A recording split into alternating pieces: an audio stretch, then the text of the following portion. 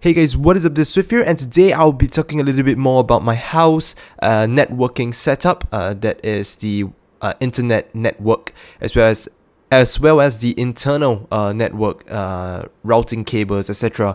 within my house. So some information as to why this is happening now.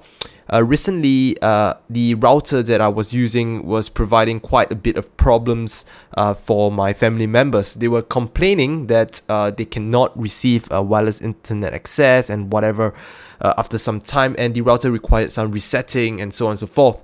Now, I tried to reset the router, to reset the settings, etc., but it wasn't helping at all, and I'm not too sure why.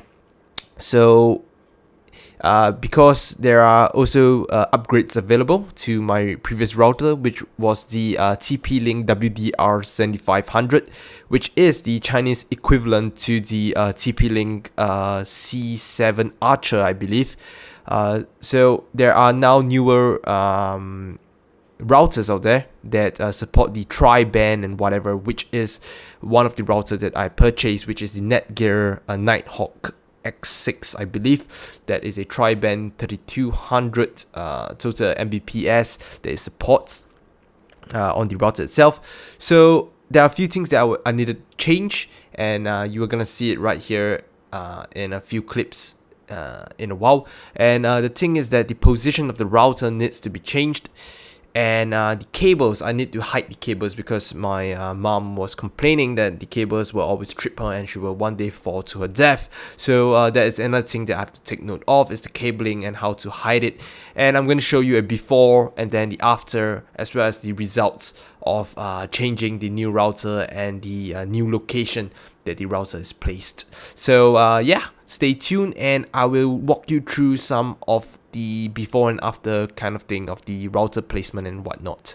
Right, so what you're seeing now is the new router, but in the old position where I had my previous router at. And the wires go behind all these different things, and then it goes over and over my door frame. This is my room, the door to my room. But you can see here I had to actually leave some of the cables there because they were too short, and I cannot route them over the borders of the door frame. Why I had to do this is because you can see here that there's no wire here, but it's underneath it, and it goes all the way downstairs to the first floor because the network termination comes from the first floor. So there's a cable that routes all the way upstairs as well. That's to my parents' and my brother's room, and there's a cable that goes into my room too. Alright, so now this is after. As you can see, the router is no more over at the old location, and I have a new switch over there to link the cables from upstairs to that switch. And you can see as well there is no more cables over here. I managed to reconfigure the different cables and wires to their lengths, and I got it over the whole door frame, and there is no more wires to trip people. So over here you can see this is the cable that leads back into my room. Now it's at the corner, so no one will trip over it. That's the AC adapter for the new router, and that's my cat's tail. And this is the router with a rather ghetto way of mounting it. I'm going to find some way to hide those cables, maybe put some kind of shield or something to cover it up.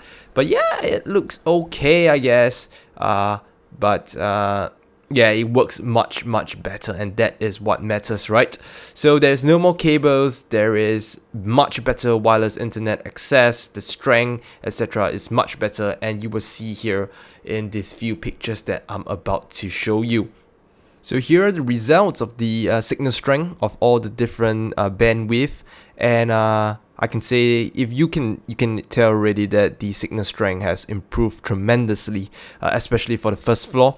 And for my parents' room, which is labeled as third floor, which we'll see soon, is that everything improved as well, and it is stable enough for them to use the 5.0 GHz bandwidth to get over 100 Mbps, which is more than close to enough of the current internet plan that I've signed up with.